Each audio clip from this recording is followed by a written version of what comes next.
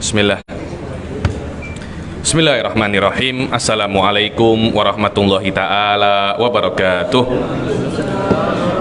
Insyaallah. Alhamdulillah. Alhamdulillahirabbil alamin wassalatu wassalam ala sayyidil mursalin wa ala alihi wa sahbihi wa man tabi'ahum bi ihsanin ila yaumiddin. Nawaitu ta'luma wa ta'lim wa naf'a wal intifa' wal ifadah wal istifadah wal hatha ala tamassuki bi kitabillahi ta'ala wa sunnati rasulihi wa du'a ilal huda wa dalalata alal khairi wa ibtigha'a mardatihi wa qurbihi wa thawabihi subhanahu wa ta'ala. Allahumma faqihna fid din wa alimna ta'wil. Rabbi shrah li sadri wa yassir li amri wahlul 'uqdatam min lisani yafqahu qawli waj'al li waziran min ahli. Bismillahirrahmanirrahim.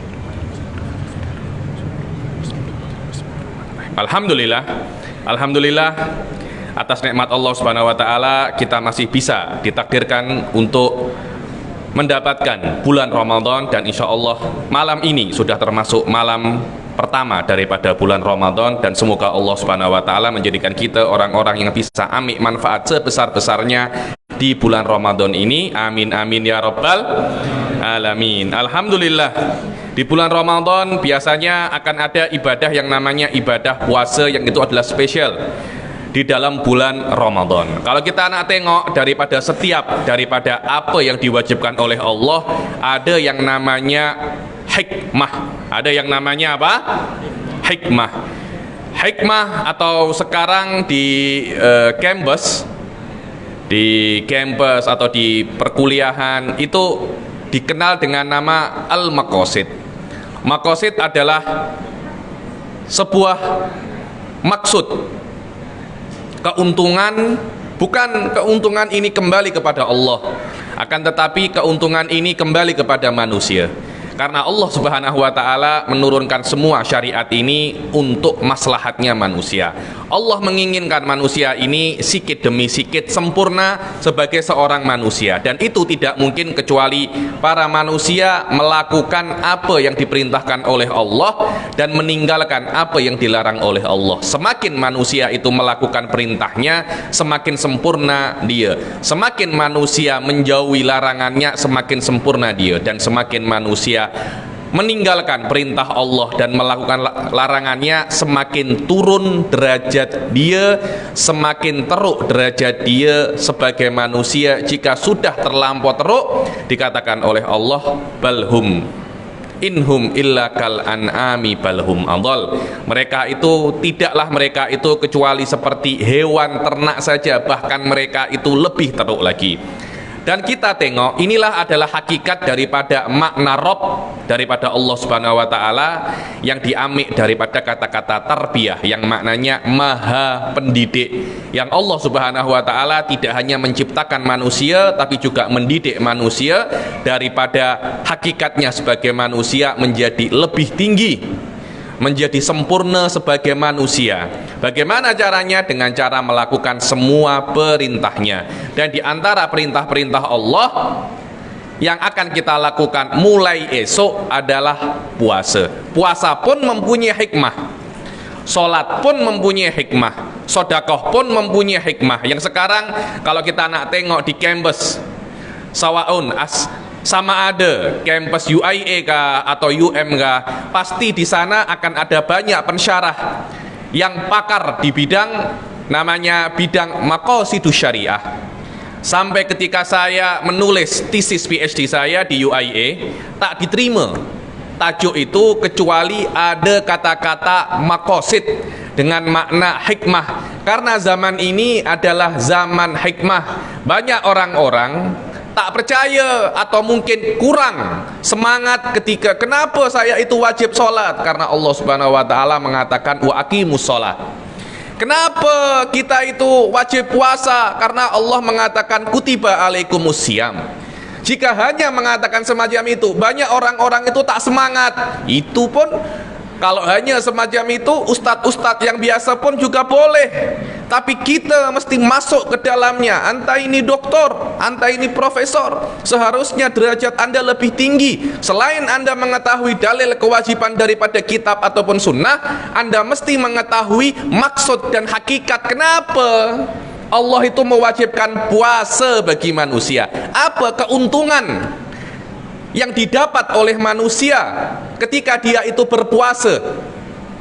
Di sini saya kira letak yang mesti kita gali sebisa mungkin di dalam kesempatan ini, di dalam surah An-Nur yang penuh berkah, bahwasanya hikmah daripada puasa itu seperti yang disebutkan oleh Imam Al-Izzuddin bin Abdissalam dalam kitab beliau Maqasidus Shaum, ada 7. Dan ini bukan hanya puasa saja, semua daripada ibadah, bahkan perkara yang sunnah.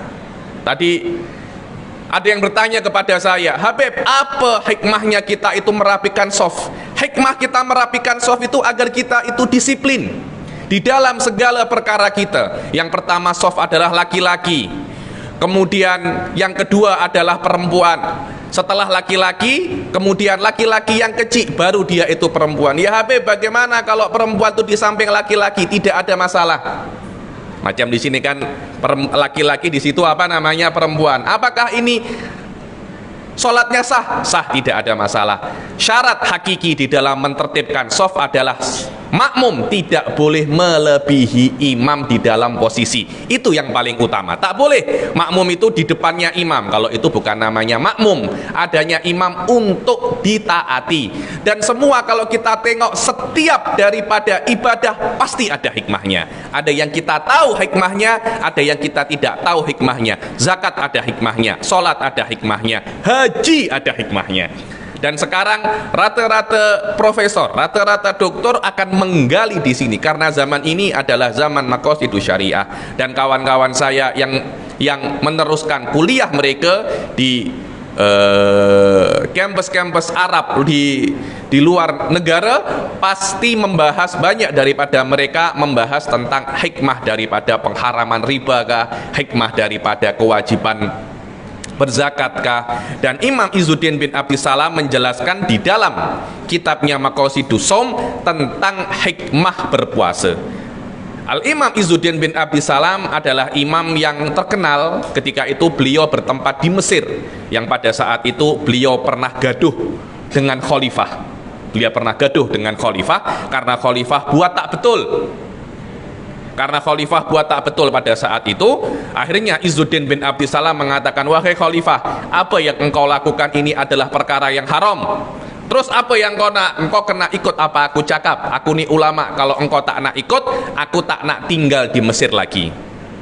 Akhirnya apa yang terjadi, katanya khalifah, kalau engkau tak nak tinggal di Mesir tak apalah, engkau cari je negara-negara lain yang nak engkau tumpang. Oke, akhirnya beri aku waktu 3 hari untuk aku keluar daripada Mesir ini. Akhirnya kabar daripada kepergian Izzuddin bin Abdissalam daripada Mesir ini viral. Semua cakap, 3 hari lagi Izzuddin bin Abdissalam nak pergi. Kalau di sini tak ada Izzuddin, aku pun tak nak di Mesir. Akhirnya majoriti penduduk Mesir pun nak tinggalkan Mesir. Khalifah tanpa penduduk jadi khalifah kah? Tak jadi. Akhirnya menteri-menteri khalifah cakap, wahai khalifah, majoriti penduduk kita nak pergi kemana? Pergi nak ikut Izzuddin bin Abdissalam, nak cari negara lain. Masya Allah, la haula wala quwwata illa billah. Akhirnya dipanggil Izzuddin bin Abdissalam, katanya, oke lah, aku nak dengar apa engkau cakap. Karena itu Izzuddin bin Abdissalam, dan beliau adalah salah satu daripada ulama mazhab Asy-Syafi'i, yang mana banyak sekali daripada murid-murid beliau itu menjadi dan mendapatkan derajat mujtahidul mutlak. Di dalam kitabnya beliau yang sangat famous, yang sering dibaca oleh ulama-ulama pada saat bulan Ramadan, bahwasanya hikmah daripada puasa itu ada 7. Ada apa namanya? Ada 7. Setelah beliau menjelaskan hakikat kewajiban, bagaimana, tahu dari mana Allah itu mewajibkan kita itu berpuasa. Allah Subhanahu wa taala mewajibkan umat manusia berpuasa, umat muslim berpuasa, biqaulihi ta'ala, ya ayyuhalladzina amanu kutiba alaikumusyamu kama kutiba alal ladzina min qablikum la'allakum tattaqun. Wahai orang-orang yang beriman, Ini bukan hanya orang-orang yang sudah beriman, yang nak beriman pun, orang-orang yang nak beriman tapi masih belum beriman wajib berpuasa, dengan makna kalau kalian tidak berpuasa, wahai orang-orang yang tak muslim, dan kalian tidak bertaubat daripada keimanan anta beriman kepada selain Allah, nanti pada hari kiamat selain kalian akan diadab dengan adab kekufuran, kalian pun akan diadab karena meninggalkan puasa. Orang-orang yang tak beriman dan meninggal atas bukan Islam, selain diadab karena mereka kafir, mereka juga akan diadab karena meninggalkan perintah-perintah Allah. Ketika mereka itu masuk neraka sakor, malaikat-malaikat itu akan tanya, orang-orang, masalakakum fi sakor, apa yang buat kamu itu masuk neraka sakor? Qalu lam naku minal musallin, kami tak sholat. Walam naku nut'imul miskin, wa kunna nakhudu ma'al khaidin, kami tak sholat, kami tak memberi makan orang-orang miskin, dan kami dulu sering menggibah, padahal mereka boleh saja mengatakan kami tak beriman. Tak, akan tetapi adab meninggalkan sholat, adab meninggalkan puasa yang ditinggalkan oleh orang-orang yang tak beriman akan menjadi nilai tambah bagi adab mereka di neraka kelak, karena setiap derajat panas Allah Subhanahu wa ta'ala mempunyai adab yang lebih panas daripada itu. Ya ayyuhalladzina amanu kutiba alaikumus siyam, kutiba ditulis, diwajibkan atas kalian itu berpuasa seperti diwajibkan terhadap orang-orang sebelum kalian. Maknanya umat-umat sebelum Rasul juga wajib puasa, cuma caranya berbeza, jumlahnya juga berbeza, karena fisiknya juga berbeza. Umatnya Nabi Musa lebih besar daripada umatnya Nabi Muhammad, maka puasa mereka lebih banyak dan lebih susah daripada puasanya umat Rasul sallallahu alaihi wasallam. La'allakum tattaqun, semoga kalian, kata-kata semoga jika dikatakan oleh Allah dan Rasulnya bukan maknanya semoga tapi pasti. Kalau kita cakap semoga nanti aku dapat uang raya, tadi kan pengurusi cakap insya Allah budak-budak nanti yang mendapat uang raya, itu insya Allah confirm, tapi tak sekonfirm Allah. Allah cakap la'allakum, confirm kalian akan tatakun, kata-kata tatakun bertakwa. Kenapa bertakwa? Kata-kata takwa maknanya adalah melindungi diri. Oleh Izzuddin bin Abdissalam dikatakan tatakun, kalian terlindung dari api neraka. Dari api neraka. Kenapa terlindung dari api neraka? Karena puasa akan menjadikan dosa itu terampuni, dan dosa adalah sebab adi, sebab adat, sebab syar'i untuk menjadikan orang masuk neraka. Ini adalah dalil daripada kewajiban puasa yang diwajibkan oleh Allah kepada manusia selama mereka itu berada di dunia. Kemudian di fasal selanjutnya Izzuddin bin Abdissalam mengatakan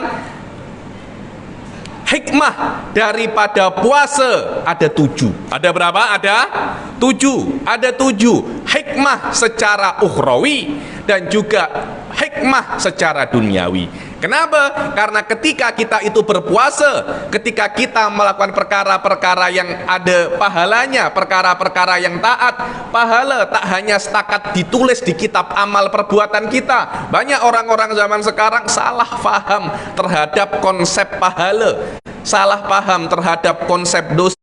Dikira pahala dan dosa itu hanya setakat ditulis di buku amal kebaikan yang nanti pada hari kiamat akan diberi kepada orang-orang yang kitab amal kebaikannya itu baik, diberikan dengan tangan kanannya. Fa amma man utiya kitabahu biyaminihi fasaufa yuhasabu hisaban yasira.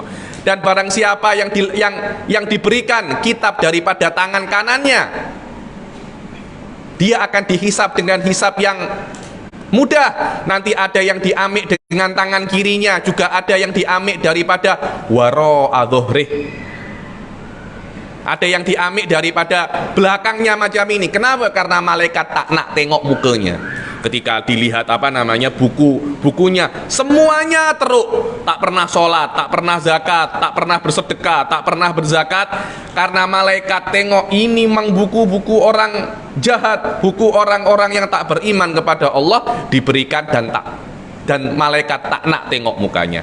Tak hanya setakat semacam itu dosa dan pahala, konsep dosa dan pahala seperti apa yang diajarkan oleh ahli sunnah wal jamaah, konsep dosa dan pahala akan menjadi bagian daripada manusia itu sendiri. Ketika kita sholat, pahala kita akan melekat di dalam tubuh kita. Ketika kita berzakat, pahala kita akan melekat di dalam tubuh kita. Ketika kita berbuat dosa, pahala kita akan dosa kita akan melekat di dalam tubuh kita. Semakin banyak pahala yang melekat di dalam tubuh kita, semakin baik akhlak kita.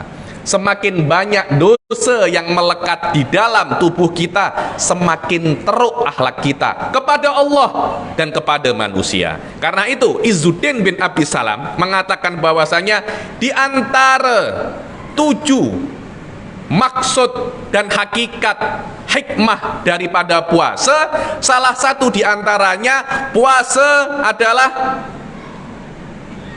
takfirus shadaqat. Ada 7. Yang pertama adalah raf'ud darajat, takfirul khati'at, kasyrus syahawat, takfirus shadaqat, taufirut ta'at, wa syukru alimil khafiyat, wal inzijar an khawatiril ma'asi wal mukhalafat. Ada 7 daripada maksud daripada berpuasa. Yang pertama adalah raf'ud darajat. Apa itu raf'ud darajat? Mengangkat derajat kita di sisi Allah Subhanahu wa ta'ala. Karena semakin banyak kita berpuasa, semakin banyak pahala kita pada diri kita. Semakin banyak pahala kita, semakin tinggi derajat kita di sisi Allah Subhanahu wa ta'ala. Begitu pula hikmah yang kedua daripada berpuasa adalah takfirul khotiat, adalah menghapus dosa. Bila-bila ada orang itu pahalanya banyak, pahala banyak boleh, dosa juga banyak. Saya cakap, kenapa ya engkau ini sholat oke, minum arak pun juga oke. Saya pernah jumpa orang macam itu. Saya pernah jumpa orang di air di flight, apa itu yang perempuan yang pramugari. Saya pernah jumpa pramugari, dia itu tak pakai tudung. Biasa ya pramugari, kalau kita itu tengok di flag-flag di Arab macam itu, di Emirat kah, di Qatar kah, banyak dari mereka itu tak pakai tudung. Lepas mereka tak pakai tudung, ketika landing, saya cari surau nak sholat. Pramugari itu bawa telekung, masuk surau pakai telekung, sholat. Lepas sholat, telekungnya dilipat lagi, letak bag, pakai pakaian seksi lagi. Saya tanya, Akak, kenapa buat macam itu? Iya tuan, biar balance. Biar apa? Biar balance. Macam mana balance? Iya biar balance. Jadi maksiat oke, taat juga oke. Jadi antara taat dan maksiat itu balance. Saya macam ini, innalillahi wa inna ilaihi rajiun. Tak ada balance semacam itu. Iya, nanti kalau saya terlampau banyak sholat, saya terlampau alim. Jika saya terlampau banyak maksiat, nanti saya terlampau teruk. Jadi kenapa? Balance. Jadi setengah neraka, setengah surga. La haula wala quwata. Siapa yang ngajari akak macam tu? Saya cakap. Jadi Anda akan tengok banyak orang itu berbuat pahala juga berbuat dosa. Puasa memberi kita pahala, selain itu juga menghapus dosa. Bukan hanya menghapus dosa, dosanya dihapus dan diganti dengan pahala. Kalau kita mempunyai 10 dosa, dosanya itu dipadamkan dan 10 ini diganti apa? Pahala. Ini adalah hikmah yang kedua daripada puasa. Dan yang ketiga adalah kasrus syahwat. Kasrus syahwat. Apa itu kasrus syahwat? Melemahkan syahwat. Melemahkan syahwat ini biasanya melemahkan syahwat itu untuk anak-anak muda yang masih muda tapi belum menikah. Nak menikah mahal Habib, uang hantaran mahal. Nak catering pun juga mahal. Nak sewa rumah mahal Habib. Saya masih belum mampu. Saya masih fresh graduate Habib. jadi masih cari kerja, saya tak boleh menikah. Katanya Rasul sallallahu alaihi wasallam, ya ma'syarasy syabab, man istata'a minkumul ba'ata falyatazawwaj. Wahai para pemuda yang mampu untuk ba'ah, makna ba'ah adalah biaya-biaya untuk pernikahan, daripada mahar, daripada kenduri, daripada nafkah, yang mampu cepat-cepat menikah, bukan cari girlfriend. Banyak orang-orang itu cari, oh saya punya makwa Habib, la haula wala quwata. Saya itu dulu pernah buat maulid, ada kawan-kawan saya datang maulid bawa makwa dia. Kenapa Habib? Ini sunnah Habib. Tak ada, saya cakap datang maulid sunnah, bawa makwa haram. Biar balance Habib. Tak ada biar balance. Betul kau tak datang, karena membawa girlfriend yang bukan istrinya itu haram. Datang maulid itu sunnah. Tak boleh kita buat sunnah dengan melakukan perkara yang haram. Kalau kamu tidak bisa menikah, puasalah. Puasa macam mana Habib? Kalau boleh puasa Senin Kemis. Masih kurang Habib? Kalau masih kurang, tambah lagi setelah Senin Kemis puasa hari putih dan puasa hari hitam. Puasa hari putih itu 13, 14, 15. Daripada setiap bulan Hijriah. Puasa hari hitam 28, 29, 30. Masih kurang Habib? Kalau masih kurang, puasa Daud. Bagaimana tuh puasa Daud? 1 hari puasa, 1 hari apa? Berbuka. Insya Allah syahwat akan semakin apa? Turun. Dan juga jangan terlampau tengok perempuan-perempuan yang seksi di handphone, atau membayangkan perkara-perkara yang tak elok. Jelas syahwat akan naik. Itu adalah cara untuk menurunkan syahwat, dan haram hukumnya mematikan syahwat. Dulu itu di Hadramut ada sebuah macam tumbuh-tumbuhan namanya kafur. Biasanya itu dioleskan untuk orang mati. Kalau orang mati itu dikasih kafur. Kenapa? Serangga tak suka. Jadi kalau dioleskan kafur kemudian ditanam, nanti itu serangga akan masuk lama sikit. Kafur itu untuk dioleskan untuk orang mati, untuk dimandikan. Biasanya orang-orang itu minum kafur untuk orang hidup. Saya cakap, ini kalau diminum orang hidup macam mana? Dia boleh mati. Mati apanya? Mati syahwatnya. Nanti menjadi mati pucuk. Jadi saya nak makan kafur untuk mati pucuk agar syahwat saya tidak tinggi. Tak boleh. Itu haram. Wa taktsirus shadaqat, yang keempat adalah memperbanyak sedekah. Pertama saya membaca ibarat ini, saya merasa pelik. Apa ya hubungan puasa dan memperbanyak sedekah?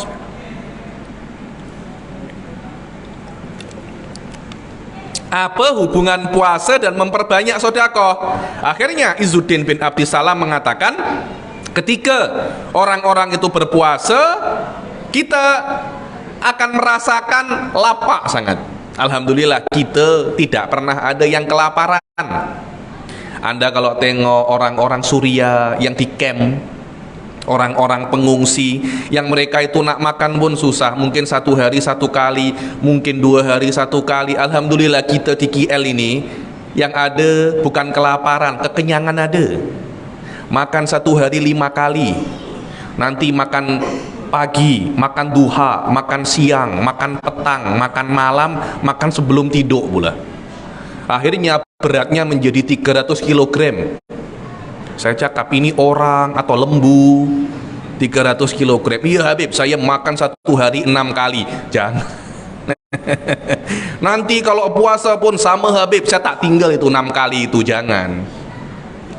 Ketika kita itu berpuasa, orang-orang yang tidak pernah merasakan rasa lapar sama sekali, dia dipaksa untuk lapar. Dia lapar. Ketika dia itu merasa lapar, ya Allah, ternyata ini yang namanya rasa lapar. Jadi ini yang dirasakan oleh saudara-saudaraku yang tak ada makan, saudara-saudaraku yang di camp, orang-orang saudara kita di Suriah, saudara-saudara kita di Yaman yang kelaparan. Jadi ini yang mereka rasakan. Kalau memang ini yang mereka rasakan, aku tidak ingin untuk mereka merasakan ini, karena rasa ini rasa yang sangat tak oke, rasa yang sangat teruk. Saya akan banyak-banyak bersedekah.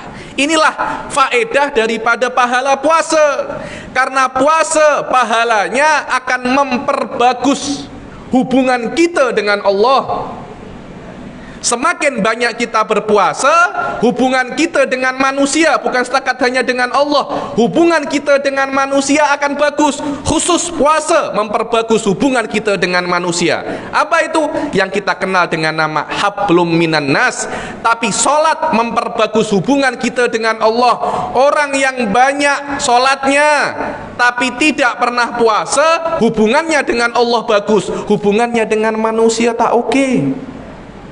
Karena itu banyak orang ke masjid, ke surau, Masya Allah, sholat berjamaah tak pernah tinggal, tapi tetap curi uang tabung masjid, curi tabung surau. Ini saya sudah sholat jamaah di sini. Bila-bila slipper saya teruk lah, saya nak ke surau, kenapa nak ganti slipper? Nak curi slippernya jamaah-jamaah yang lain. Hubungan dengan Allah oke, tapi hubungan dengan manusia tak oke. Saya pernah jumpa satu kawan saya selalu hadir kenduri. Dimanapun ada kenduri dia hadir. Dia bukan orang miskin, orang kaya sangat. Kenduri di jauh-jauh hadir, kenduri 4 jam hadir. Saya cakap, engkau tak ada kerja kah? Hadir kenduri. Tak, saya hubungan sosial saya dengan orang itu baik. Saya cakap, engkau sering puasa kah? Iya, aku sering puasa, tapi saya tak pernah sholat. La haula wala quwata. Akhirnya hubungannya dengan manusia itu oke, tapi hubungan dengan Allah tak oke. Karena itu Allah tidak hanya mewajibkan kita sholat, Allah juga mewajibkan kita apa? Puasa. Ini baru agar balance. Balance apa? Balance antara hubungan kita dengan Allah yang dikenal dengan nama hablum minallah, dan baik hubungan kita dengan manusia yang terkenal dengan nama hablum minannas. Tidak boleh terlampau condong ke hablum minannas, dan tidak boleh terlampau condong ke hablum minallah. Kita di dunia sosial kita kena baik, dan hubungan kita dengan Allah juga kena baik. Itulah yang dicontohkan oleh Rasul Shallallahu Alaihi Wasallam. Karena itu saya tak terlampau suka orang-orang yang hanya kholwat di rumah, tak sembang dengan orang, tak jumpa dengan orang. Karena itu bukan yang diajarkan oleh Rasul Shallallahu Alaihi Wasallam. Rasul selama hidupnya jarang sangat beliau itu kholwat. Beliau jumpa manusia, mengajarkan manusia. Bayangkan kalau Rasul itu tak nak jumpa orang nak tanya Rasul mana kholwat, tak nak jumpa orang, niscaya mungkin kita tak akan sampai Islam kepada kita. Karena itu orang mukmin yang kuat bukan orang mukmin yang pergi ke gym. Orang mukmin yang kuat adalah orang yang sabar terhadap gangguan daripada manusia. Jiron kita akan menyakiti kita, murid kita akan menyakiti kita, orang-orang kenalan kita akan menyakiti kita. Itu biasa. Kita kena sabar dengan itu dan tetap berdakwah, tetap menyebarkan kebenaran. Dan yang terakhir daripada hikmah, karena waktunya sudah malam, taufirut taat, memperbanyak ketaatan. Memperbanyak apa? Ketaatan. Kenapa? Karena kalau kita berpuasa, kita akan lapar. Dan kalau kita itu lapar, tubuh kita akan lebih mudah untuk taat daripada kita itu kenyang. Kalau kita itu kenyang, biasanya akan mengantuk. Atau kalau kita tak mengantuk, pasti yang namanya otak itu akan berpikir ke perkara-perkara yang maksiat. Terutama budak muda yang belum menikah dan uangnya banyak. Confirm, pasti pikirannya itu akan pelik-pelik. Nah itulah, nah ini, cum pergi klub, cum pergi disco, cum pergi ini. Kenapa? Saya masih muda lagi, saya masih belum ada gout, belum ada darah tinggi, belum ada diabetes. Semuanya dia akan buat. Nanti kalau dah tua nak bertobat lah. Iya kalau sampai tua, kalau tak macam mana. Inilah sedikit daripada hikmah-hikmah berpuasa. Masih ada beberapa hikmah lagi, akan tetapi karena waktu sudah malam, insya Allah bila-bila akan saya teruskan daripada hikmah berpuasa ini. Semoga Ramadan yang akan datang esok ini menjadi Ramadan yang penuh berkah untuk kita, menjadi syahidun lana la alaina yaumal qiyamah. Semoga puasa ini puasa yang diterima, puasa yang makbulah, dan kita dijadikan orang-orang yang mendapatkan malam Lailatul Qadar ya Allah. Dan semoga di dalam surah An-Nur ini tetap meriah, di bulan Ramadan tetap meriah ceramah-ceramah agama, dan semoga surah An-Nur dan para jemaahnya tetap diberkahi sampai hari kiamat. Amin amin ya rabbal alamin. Allahumma ja'al hadal jam'a jam'an marhuma wa tafarruqana min ba'dihi tafarruqan ma'suma wa la taj'al fina wa la minna syakiyan wa la mahruma. Allahumma la tada' lana dhanban illa ghafartah wa la syakiyan illa as'attah wa la dhaliman illa hadaitah wa la madluman illa nasartah wa la hajatan min hawaiji dunya illa laka fiha ridha wa lana fiha shalah ya rabbal alamin. Rabbana arinal haqqa haqqa warzuqna tiba'ah wa arinal batila batila warzuqna jinabah. Rabbana atina fid dunya hasanah wa fil akhirati hasanah wa qina adzabannar. Wa sallallahu ala sayyidina Muhammadin wa ala alihi wa sahbihi wa sallam wa ala hadhihi niyyah wa ala kulli niyatin salihah jami'ah syamilah liqati dunya wal akhirah wa hadati Nabi Muhammad sallallahu alaihi wasallam. Al-Fatihah. A'udzubillahi minasyaitonir rajim. Bismillahirrahmanirrahim. Alhamdulillah Ar-Rahmanir-Rahim Maliki yaumiddin. Iyyaka na'budu wa iyyaka nasta'in. Ihdinas siratal mustaqim siratal ladzina an'amta 'alaihim ghairil maghdubi 'alaihim waladdallin. Amin. Bitaufiq wal hidayah wa ridha wal inayah. Assalamualaikum warahmatullahi taala wabarakatuh.